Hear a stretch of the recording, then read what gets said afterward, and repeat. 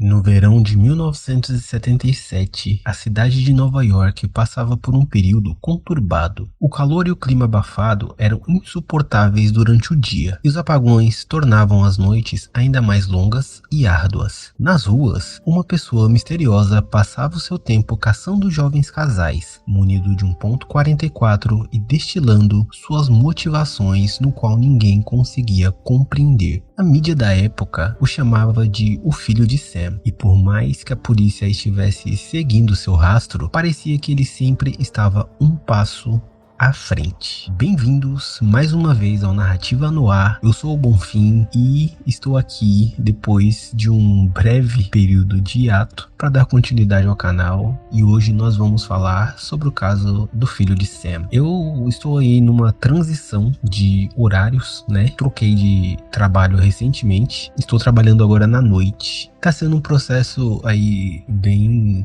difícil de adaptação, né? Para uma pessoa que dormia menos de 4 horas por noite. Eu tô dormindo muito durante o dia, muito até demais. E tô me adaptando aí desse horário. Peço aí desculpas pelo período de hiato. Pedi aí para vocês na aba de comunidades 2 semanas, e eu acho que essas 2 semanas se tornaram 4, muito fácil, né? Eu fiquei gripado também, peguei aí uma gripe que me deixou com a tosse de cachorro no sereno, mas estamos aí, estamos de volta. Para todo mundo que se inscreveu recentemente no canal, como sempre, eu gostaria de agradecer. 155 inscrições. Eu não tenho palavras para mensurar a gratidão que eu sinto por vocês. Muito obrigado. E sem muita enrolação, vamos pro vídeo, porque a tosse ainda não me deixou e eu preciso descansar. Vamos pro vídeo.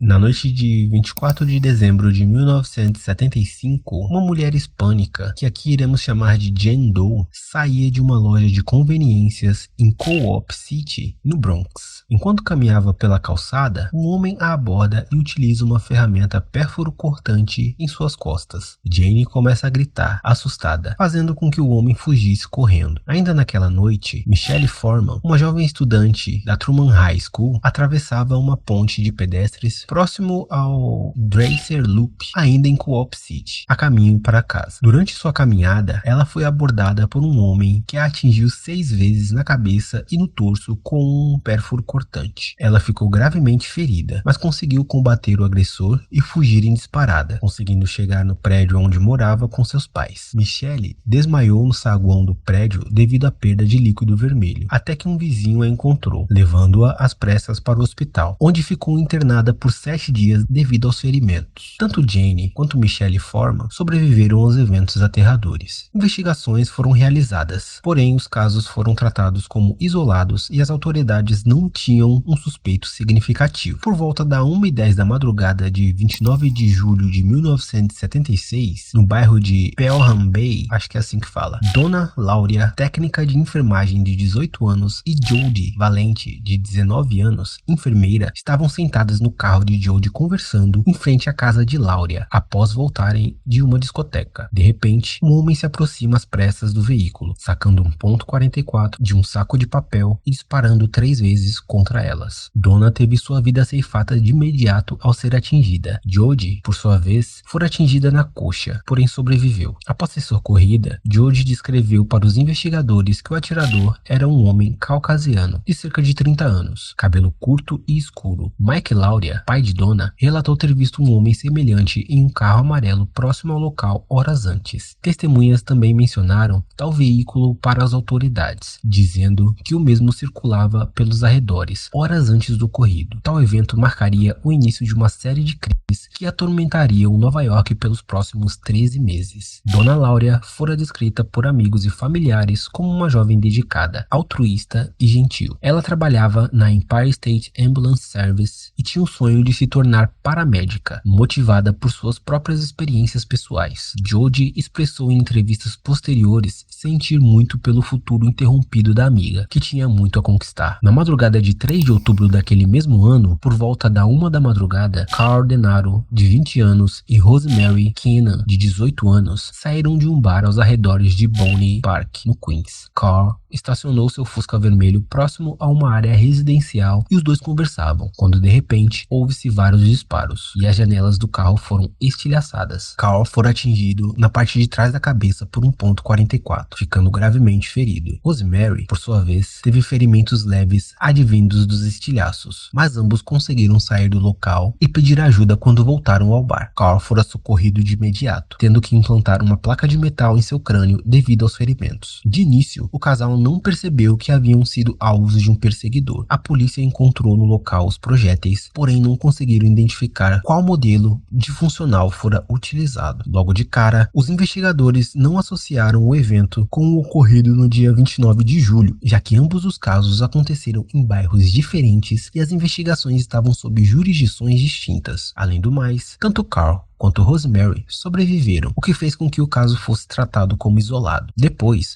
os investigadores suspeitaram que o filho de Sam pensou que Carl pudesse ser uma mulher, pois ele tinha o cabelo comprido e tanto antes quanto depois desse incidente, a maioria dos ataques foram sempre cometidos a mulheres em dupla. Donna DeMasi, na época adolescente, e Joanne Lomino, de 18 anos, estavam na madrugada de 27 de novembro de 1976 na varanda da casa de Joanne conversando após uma sessão de cinema. Era por volta da 00:30, em Floral Park, no Queens. De repente, um homem vestido de militar se aproximou delas, fingindo pedir uma informação. De súbito, ele saca um ponto .44 e dispara contra ambas. Donna fora atingida no pescoço, mas não teve ferimentos graves. Joanne, por sua vez, foi acertada nas costas. Após os disparos, tal agressor disparou mais vezes, fugindo do local em seguida. Ambas foram socorridas às pressas, pois os gritos das jovens alertaram os vizinhos. Os pais de Joanne, após ouvir os burburinhos, correram para fora de casa e encontraram as duas feridas na varanda. Ambulâncias foram chamadas logo de cara e ambas foram levadas para Long Island Belwish Hospital, onde receberam os primeiros socorros. O projétil que acertou Donna passou por cerca de 6 milímetros de sua coluna vertebral, evitando danos significativos. Ela ficou cerca de um mês hospitalizada e precisou de fisioterapia para recuperar os movimentos do lado esquerdo do corpo. Joanne, por sua vez, teve a coluna dilacerada, resultando em paralisia permanente da cintura para baixo. Testemunhas relataram ter visto um homem loiro fugindo do local com uma funcional na mão esquerda. A polícia chegou a associar o ocorrido aos casos de Donna Lauria e Jodie Valente. Porém, como a descrição do agressor era distinta, a conexão fora descartada. Na madrugada de 30 de janeiro de 1977, por volta da 00:40, Christine Freud, de 26 anos, e seu noivo, John Dale, de 30 anos, estavam sentados no carro de John conversando após sair do cinema, próximo à estação de trem da Forest Hills, no Queens, quando de repente 3 tiros foram disparados contra a janela do veículo. Atordoado pelo pânico, John conseguiu dirigir até um local seguro buscando por ajuda. Ele sofreu ferimentos superficiais, porém sua noiva, Christine, foi atingida 2 vezes na cabeça e desviveu horas depois no hospital. Descrita por amigos e familiares como uma pessoa trabalhadora e ambiciosa, Christine Freud nascera em Salzburg, na Áustria, e tinha retornado para Nova York, onde sua família morava pouco tempo antes do ocorrido, pois ela trabalhou por um período na Áustria como secretária. A partir desse ponto, os investigadores começaram a considerar uma conexão concreta entre este e os ocorridos anteriormente, devido suas semelhanças. A maioria das vítimas eram mulheres jovens, de cabelo escuro, sendo atacadas em carros estacionados, e a funcional utilizada pelo agressor, um ponto .44. Richard Collum, sargento do Departamento de Polícia de Nova York, afirmou que eles estavam inclinados a acreditar em uma conexão entre todos os casos anteriores. Virginia, cujo sobrenome eu vou deixar aí na tela para vocês que eu não vou conseguir falar, de 20 anos, era uma estudante exemplar e dedicada na Barnard College, na Universidade de Colômbia. Ela era filha de imigrantes búlgaros e poliglota, falando fluentemente 5 idiomas e tinha como objetivo profissional virar tradutora. Virginia trabalhava em uma loja duty free no aeroporto JFK e era descrita como uma jovem bonita, amante da arte e da moda e com uma personalidade cativante. Na noite de 8 de março de 1977, por volta de 9h30 da noite, Virginia voltava para casa após as aulas, seguindo pela Diamond Street, no bairro de Forest Hills Garden, no Queens. Ao se aproximar de sua casa, um homem se aproximou e Virginia levantou seus livros para proteger o rosto, quando percebeu a ameaça. Um único disparo foi efetuado que atravessou os livros, acertando-a na cabeça. Virginia desviveu de imediato. Testemunhas relataram ter visto um homem correndo no local após os disparos. Ele quase colidiu com um morador, que o descreveu como um jovem robusto, vestido de gorro e suéter, aparentando ter entre 16 e 18 anos. Os investigadores consideraram tal pessoa como testemunha e não um suspeito. Tal ocorrido fora bastante audacioso, acontecendo em uma área movimentada no início da noite, alterando os padrões anteriores. A polícia suspeitou que o assassinato de Virginia foi uma tentativa desenfreada de confundir as investigações. 2 dias depois do ataque, o Departamento de Polícia de Nova York e o prefeito da época, Abraham Beame, anunciaram que o mesmo ponto 44 havia sido usado no ocorrido com Dona Laura. Porém, posteriormente, documentos oficiais mostraram que as evidências eram inconclusivas. Uma força-tarefa foi iniciada pela polícia de Nova York, devido à pressão pública sobre o caso. A Força-Tarefa Ômega fora estabelecida com 300 oficiais, liderados pelo inspetor assistente Timothy J. Dowd, com o objetivo de capturar o assassino. Valentina Surani era uma estudante de 18 anos na Lehman College, no Bronx, sendo aspirante a atriz e modelo. Descrita por amigos e familiares como cativante, simpática e aplicada em seus estudos, ela estava por volta das 3 da madrugada de 16 de abril de 1977 no carro de seu namorado, Alexander Esaú, de 20 anos, operador técnico de guincho formado pela Brooklyn Technical High School. Alexander era trabalhador e dedicado, tendo um bom convívio com amigos e familiares. Eles estavam estacionados na Hutchinson River Parkway, a poucos metros onde Donna e Judy foram atacadas em 76. Era próximo de onde Valentina morava e eles namoravam dentro do carro, quando um veículo se aproximou e disparou cerca de 4 vezes com um ponto 44, fazendo um drive-by. Valentina desviou de imediato ao ser atingida 2 vezes. Alexander, por sua vez, também levou 2 ferimentos. Ele chegou a ser levado ao hospital, porém também desviveu horas depois. Próximo do ocorrido, a polícia encontrou um envelope endereçado ao capitão de polícia Joseph Borrell, um dos comandantes da Força-Tarefa Ômega, que buscava pelo agressor. A carta estava escrita em letras espaçadas, em sua maioria em caixa alta, com algumas minúsculas, e representava a primeira vez que o criminoso se auto-intitulava como filho de Sam.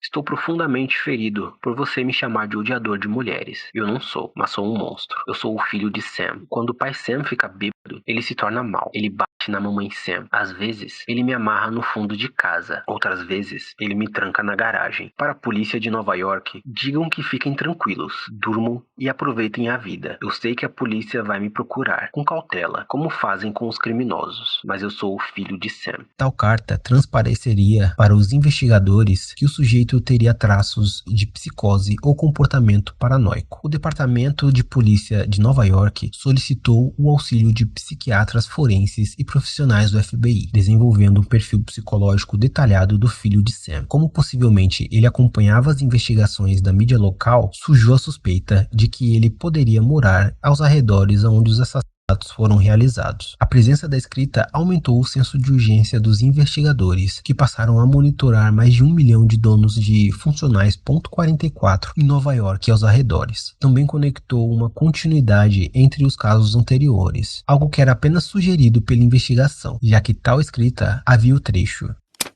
"Noite passada, eu fiz de novo", referindo-se ao ocorrido em 16 de abril. O New York Daily News publicou a carta na íntegra, causando um impacto significativo na mídia local. Houve um aumento nas compras de funcionais, alarmes e cadeados. Casais passaram a evitar estacionamentos locais, especialmente durante a noite, e mulheres morenas começaram a tingir os cabelos, acreditando que o filho de Sam preferia vítimas com cabelos escuros. No dia 30 de maio de 1977, o jornalista Jimmy Breslin, do New York Daily News, também recebera uma carta do filho de Sam.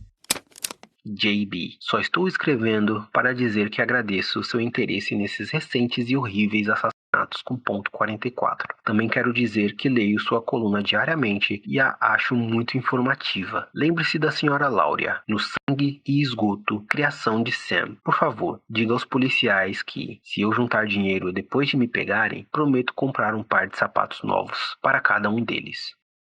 Por volta da 1 da madrugada, na noite de 26 de junho de 1977, Salvatore Lupo, de 20 anos, auxiliar de medicina, e Judy Placido, adolescente, recém-formada no ensino médio, saíram da discoteca Elephas, em Bayside, no Queens. Enquanto conversavam no carro estacionado de Salvatore, um homem se aproximou e disparou 4 vezes contra o veículo. Judy foi acertada na têmpora, pescoço e ombro direito, e a Salvatore foi acertado no antebraço. Embora os ferimentos de Judy fossem graves, ela recebeu os primeiros socorros e ambos saíram do ataque com vida. Os investigadores coletaram as evidências do local, identificando o ponto 44 usado nos ocorridos anteriormente. O Daily News publicou uma matéria falando sobre a tentativa de assassinato, e logo as pessoas associaram aos crimes no Bronx e no Queens. O medo que já estava pairando no ar se intensificou. Robert Violante, de 20 anos, e Stacy Moskowitz, de 19 anos, estavam no seu segundo encontro na madrugada de 31 de julho de 1977. Eles estavam estacionados sob a luz de um poste próximo a Gravesend Bay, em Beth Beach, no Brooklyn.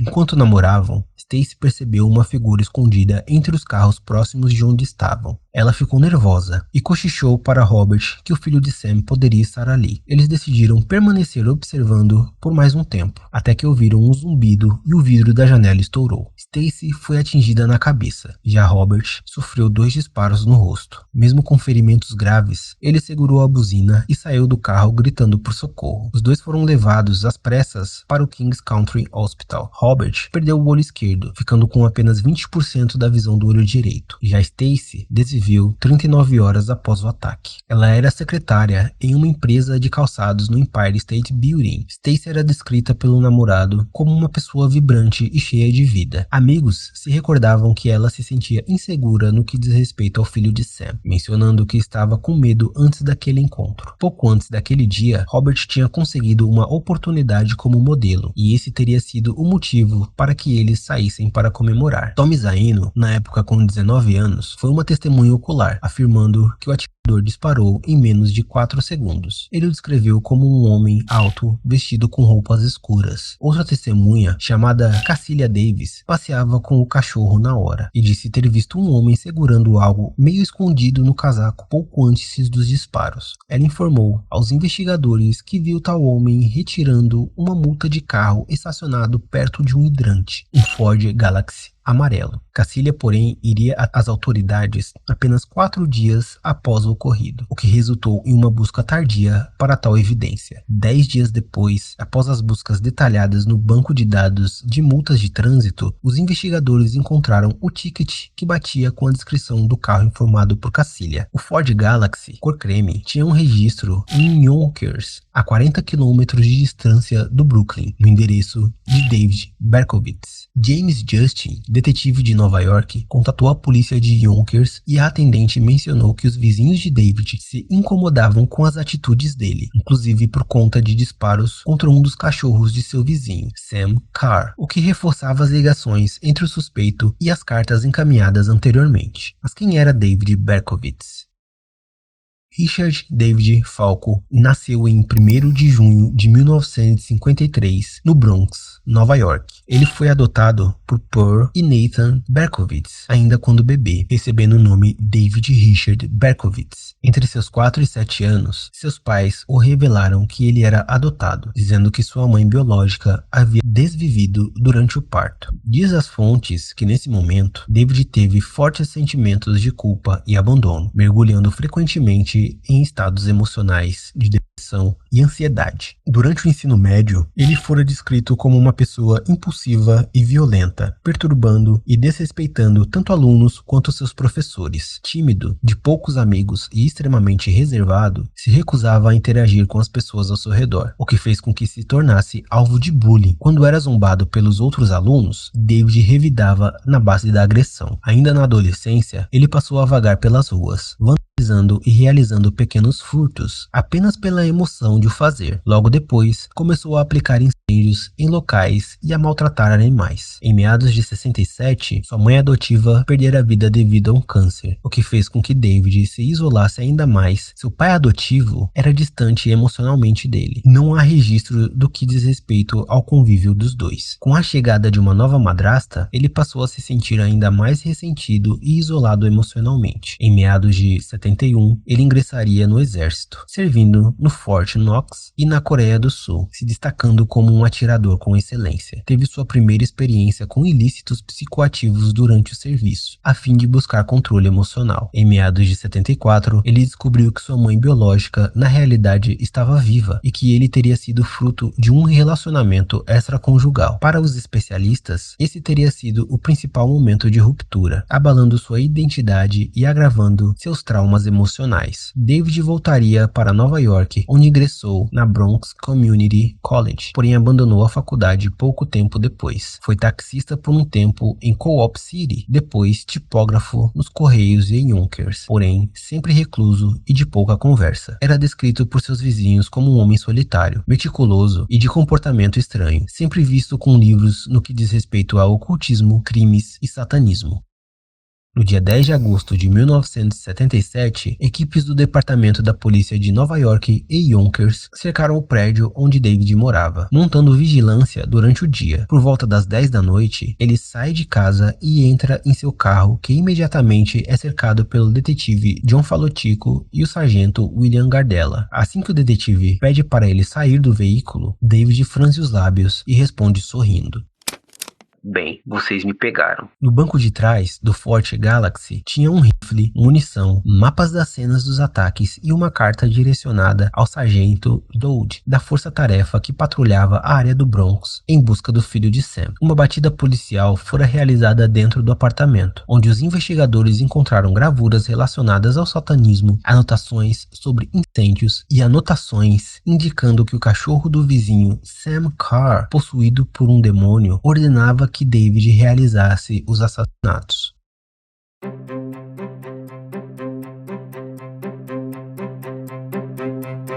David Berkowitz foi encaminhado para a delegacia de Yonkers e posteriormente levado para Coney Island. À 1 da madrugada, o então prefeito Abraham Beame declarou para a imprensa: "O povo de Nova York pode descansar em paz, pois a polícia capturou o que acreditamos ser o filho de Sam." O julgamento de David fora no Brooklyn e 3 avaliações psiquiátricas iniciais apontaram que Berkowitz não era apto para cooperar, exibindo psicoses e comportamento emocional vazio. No entanto, após o Dr. David Abrahamsen, designado pela promotoria, fazer uma avaliação com o réu, ele determinou que os delírios demoníacos eram conscientemente fabricados, tendo logo a capacidade de entender o que estava acontecendo. No dia 8 de março de 1978, David decide confessar, ao invés de buscar a defesa por insanidade como seus advogados queriam. Sua audiência fora na Suprema Corte do Brooklyn. Durante o processo, ele fora questionado se entendia seus atos e então responde que queria matá-las. Em 22 de maio, David tentou pular da janela do 7º andar do tribunal, gritando que mataria de novo. Após ser contido, ele ofendeu a Stacy, uma de suas vítimas, e disse que iria matar outra vez. Ele alegou que o cão do vizinho, Sam Carr, estaria possuído por demônios e ordenava para que ceifasse a vida de pessoas, porém abandonou posteriormente a alegação. Em 12 de junho daquele mesmo ano, David foi sentenciado a 6 prisões perpétuas mais 25 anos, além de períodos adicionais por tentativas de homicídio. Especialistas forenses sugeriram que David possuía sintomas de transtorno de personalidade antissocial, falta de empatia, narcisismo e impulsividade. ansiedade, além de traços de personalidade esquizotípica, possível paranoia ou esquizofrenia, embora legalmente tenha sido considerado mentalmente competente. Ele permanece detido na prisão de Shawangunk e tem hoje 72 anos de idade.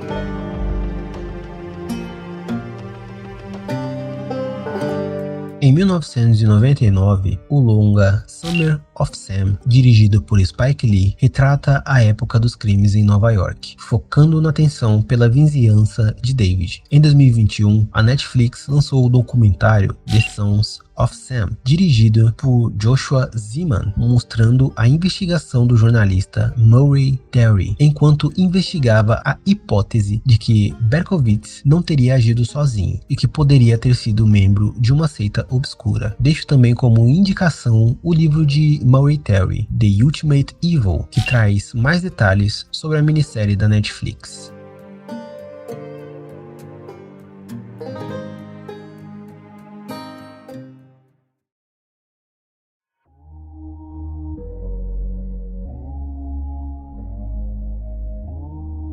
E esse foi o caso perturbador aí sobre o filho de Sam. Sendo bem sincero, e não explanando muito a minha opinião, mas sendo bem sincero, eu acredito que as investigações do Murray Terry teria ali um certo fundamento, né? Acho que muito possivelmente David Berkowitz não teria agido sozinho, muito por conta das descrições dos suspeitos, no que diz respeito a algumas testemunhas, né? Uma testemunha alegou ter visto uma pessoa entre 16 e 18 anos, já outro alegou ter visto um homem mais corpulento, mais robusto, loiro, moreno, enfim.